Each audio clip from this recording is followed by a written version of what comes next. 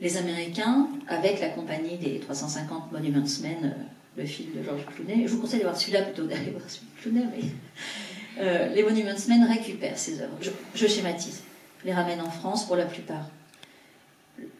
90% sont restitués, sont redonnés à leurs propriétaires ou à leurs héritiers. Puis il y a cette partie qui reste, où finalement l'État et les musées français s'accommodent de la situation parce que ce sont des œuvres qui méritent d'être exposées.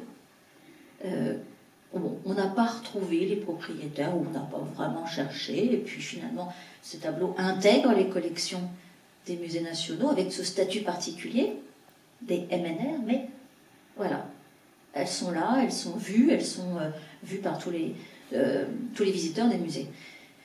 Aller faire la démarche de la recherche de provenance, hein, c'est le mot exact, pour retrouver les vrais propriétaires.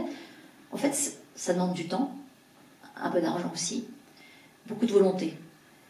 Et ça, il n'y en a pas eu beaucoup.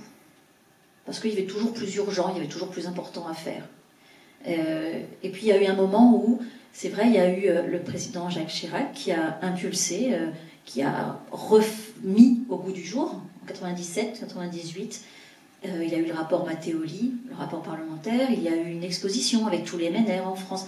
On a fait quelque chose, et je dirais, là c'est un point de vue très personnel, après la centaine d'auditions, c'est qu'on a fait juste ce qu'il fallait pour donner l'impression qu'on s'intéressait au sujet et que c'était quasiment résolu. Voilà, un grand écran de fumée sur la situation.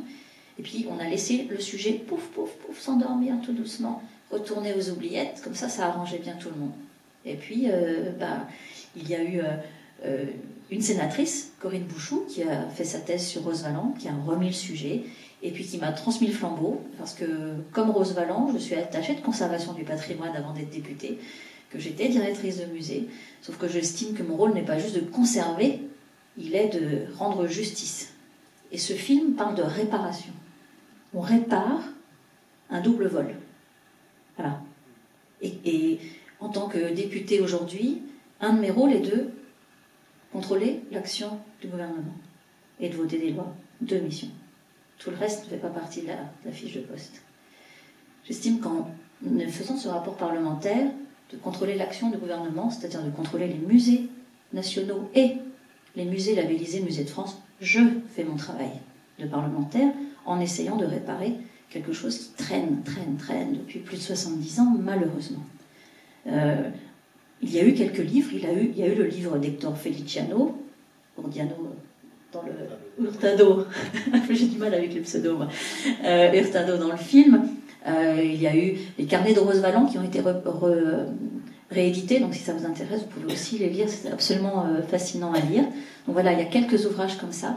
Et puis j'avoue que depuis le rapport parlementaire, il y a aussi des directeurs de musées, exactement comme dans le film. Et c'est là où je peux vous le dire parce que je ne vous l'avais pas dit la dernière fois, vu que le rapport n'était pas publié.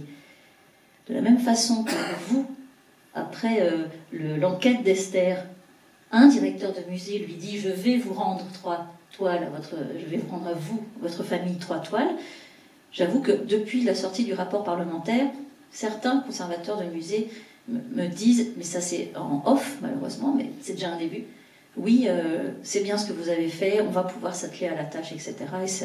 Et c'est bien d'avoir remis le sujet au goût du jour. Exactement de la même façon. Et pour vous donner un exemple de la façon dont ce dossier a été géré. J'ai reçu un courrier d'un bureau de New York, il y a quelques mois, me demandant si un dossier sur un tableau avançait.